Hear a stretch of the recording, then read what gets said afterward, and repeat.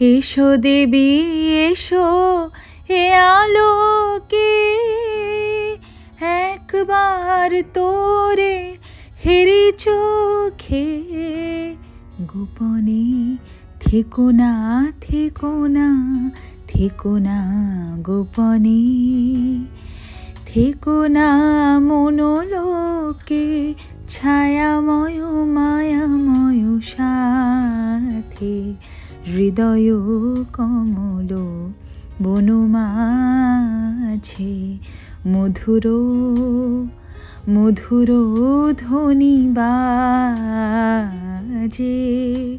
হৃদয় কমল বনমাঝে।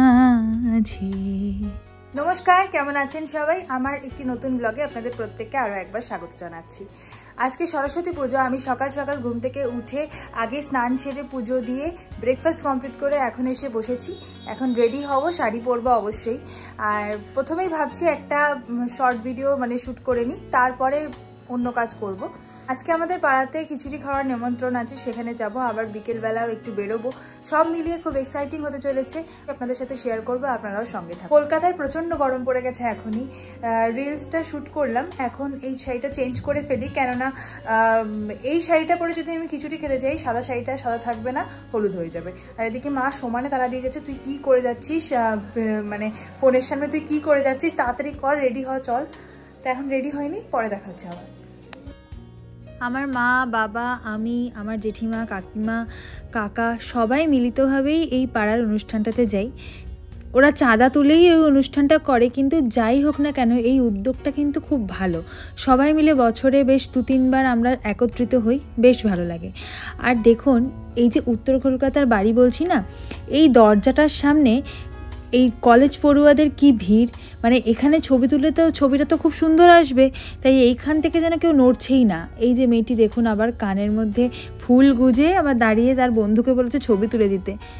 আমরাও একসময় করেছিলাম যখন কলেজ স্কুলে পড়তাম, ওই দিনগুলোর কথা খুব মনে পড়ে যাচ্ছে। এখন তো সব বন্ধুরা বিভিন্ন বিভিন্ন জায়গায় ছড়িয়ে ছিটিয়ে আছে, তারা সবাই আর এক হই না, তাই সেই দিনগুলোর কথা না ভীষণই মনে পড়ে যায়।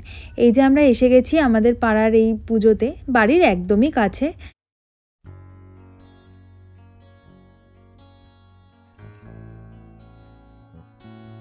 এই যে আমাদের বাড়ির 3 জা, আমার ছোট কাকিমা, মেজো জেঠিমা, আমার মা, যেখানেই যাবে 3 জনে একসাথে বসে দেখুন না এরকম গুজগুজ করছে, কী সব বলছে ওরাই জানে। নিজেদের মধ্যে যত বেশি মান অভিমান, তত বেশি আবার মিল। এখানে আমি বসে বসে সেগুলোই অবজার্ভ করছি যে ওরা কী করছে, আর খালি ভাবছে কখন জায়গাটা খালি হবে আর তারা গিয়ে খেতে বসবে। এদিকে বেলাও হয়ে গেছিলো, অবশ্য সবার খিদেও পেয়ে গেছে, 3টে বেজে গেছে প্রায়। ওইদিকে ওই যে লাল জামা পরে আমার বাবা কি যে ব্যস্ত, কার সাথে যে কথা বলে যাচ্ছে সেই জানে। একটা জায়গায় এসেছে কোথায়, সেখানে কনসেন্ট্রেট করবে, তা না ফোনে কথা বলে যাচ্ছে। যে খাবার অ্যারেঞ্জমেন্ট করা হয়েছিল সেটা এই বাড়ির একদম নিচের ফ্লোরে, যেখানে গ্যারাজটা আছে ওখানেই টেবিল চেয়ার পেতে সবার খাওয়ার ব্যবস্থা করা হয়েছে। প্রতি বছরই এখানেই করা হয়ে থাকে। এই যে পুরো রাস্তাটা দেখছেন, এই রাস্তা জুড়ে এখানে অনুষ্ঠান হয়।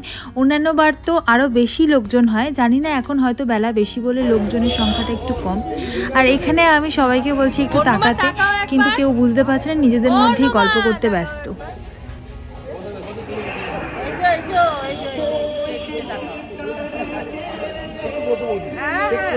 লেখাটা কি সুন্দর দেখুন, যেদিন মনুষ্যত্বের উপলব্ধি সেই দিনই উৎসব। রবীন্দ্রনাথ ঠাকুরের লেখা। এটাই আমাদের রামকান্ত বস্ত্রীর তরুণ সংঘের মূল ট্যাগলাইন বলা যেতে পারে। আর দেরি করিনি, তাড়াতাড়ি বসে গেলাম। ওদিকে দেখুন জেঠিমা অধীর আগ্রহে অপেক্ষা করছে কখন খিচুড়ি আসবে। আর অনেকটাই বেলা হয়ে গেছে, 3:30 প্রায় বেজে গেছে। তো যাই হোক, আমরা এখানে এখন অধীর আগ্রহে অপেক্ষা করছি কখন আমাদের খিচুড়ি এসে পাতে পড়বে। আর আমার তো খিচুড়ি ভীষণই প্রিয়, খিচুড়ি হলে আর অন্য কোনো দিকে আমার তাকাতে ইচ্ছা করে না। আমি বিরিয়ানিকেও ত্যাগ দিতে পারি খিচুড়ির জায়গায়। আর খিচুড়ির সাথে ছিল গরম গরম বেগুনি, লাবড়া, কুলের চাটনি, পায়েস, পাঁপড়, অনেক কিছু। প্রত্যেকটা পদই ভীষণ টেস্টি হয়েছিল। আর পায়েসটার তো কোনো কথাই হবে না, মিষ্টিটা ভীষণ ব্যালেন্স ছিল। যখন বাড়ি যাচ্ছি দেখি এই বাড়িটার সামনে কন্টিনিউ ভিড়, কি মহা মুশকিল বলুন তো। দুপুরবেলা ওখান থেকে আসার পরে একটু রেস্ট নিয়েছি, তারপরে এখন আবার রেডি হয়ে গেছি। দিদি ফোন করে বললো যে বেরোবো সবাই একসাথে, গাড়ি নিয়ে আসছি, তুই রেডি হয়ে থাক। দিকে ও বলছে রাস্তায় প্রচন্ড জাম আর কি, তো বলছে এখনই চলে আসবে। তারপরে কোথায় যাই না যাই আপনাদের সাথে অবশ্যই শেয়ার করবো। টাকা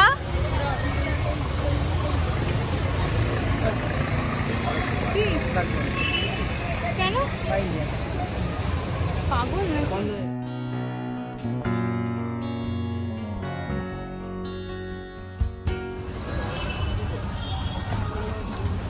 এই যে জামাই বাবু, এবার হ্যালো করুন।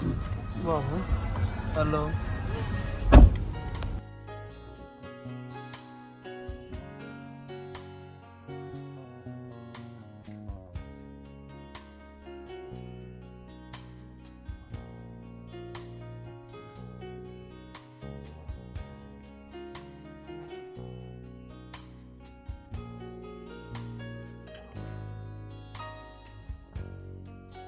এই যে আমার দিদি, আমি খোপা বেঁধে ফেলেছি আমার এভারগ্রিন দিদি।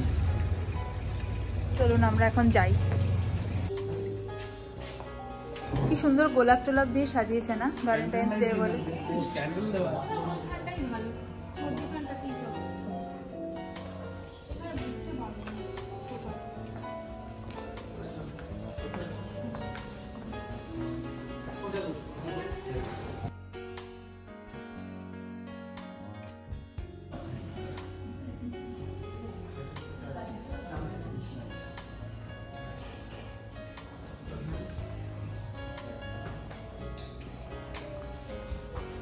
সৌরভদা গেল কোথায়?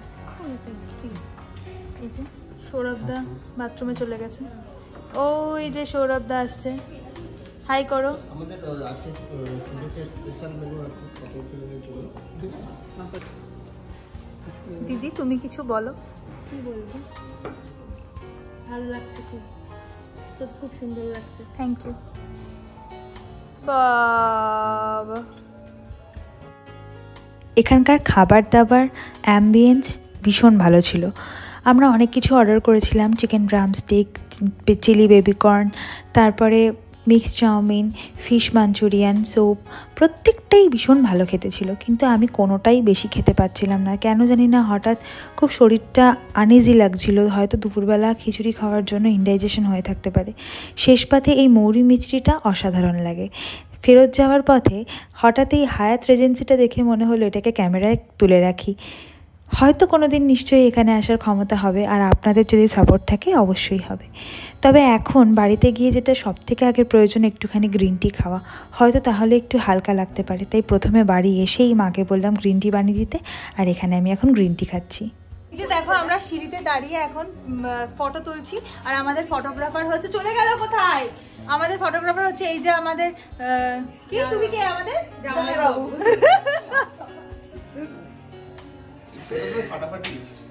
দেখি টাকা না রে। হ্যালো হ্যালো, কেন ছবি তোলার জন্য? সবার ছবি তোলা হয়ে গেছে। কি কেন রেডি হতে বলবো? তুই এদিকে আগে ছবি তুলি। আর আপনারা প্লিজ দয়া করে ভাববেন না এরকম ভাঙাচোরা বাড়ি কেন, আমাদের পুরনো বনিদি বাড়ি এরকম ভাঙাচোরাই হবে, তাই বলে ভাববেন না কারোর পয়সা নেই, সবার পয়সা আছে। এর সব থেকে বেশি পয়সা আছে। দে না রে দুটো ধার। हम मुकेश अंबानी का বাবা বলিস না, তোর নামে কেস করে দেবে। পেলেন আমরা কিরকম ফাজলামি মারি, কিন্তু যেটা এখন মেন ব্যাপার, এত খেলাম সকালেও, এত গাড়ি মানে খিচুড়ি খেলাম, আবার ওখানে গিয়ে ওই অত কিছু খেলাম, কিন্তু এখন আবার যেতে হবে পাড়ায়। পাড়ায় সব কাকুরা ডেকেছে, রাতে নাকি ওদের ওখানে আবার খাবার অ্যারেঞ্জমেন্ট হয়েছে। এটা তো সকাল থেকে আগে জানতাম না, নাহলে একটু কম কম খেতাম। তো এখন অবস্থা তো ভালো না, তাও মানে ওদের কথা রাখতে যাব, দেখি কতটা কি, কিন্তু খেতে আর পারবো না। ফুল ফ্যামিলি যাব, মানে মা, বাবা, বোন, কাকিমা, জেঠিমা, জামাইবাবু, দিদি, সবাই। তো যাই, ওখানে গিয়ে মজা হবে, মজার জন্যই যাচ্ছি, খেতে তো পারবো না কিছুই। দেখা যাক কি হয়, আর অবশ্যই আপনাদের সাথেও ভিডিওতে সেগুলো শেয়ার করবো।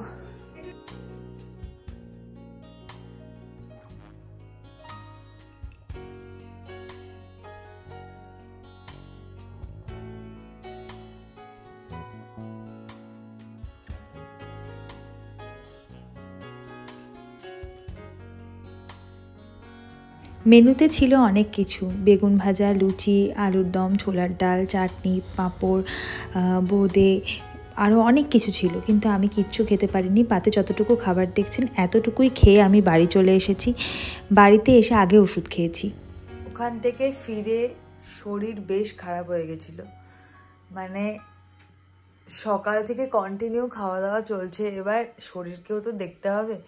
যাই হোক, বাবার থেকে ভালো হাই পাওয়ারের অ্যান্টাসিড খেয়ে এখন রাত্রি বাজে 2টো।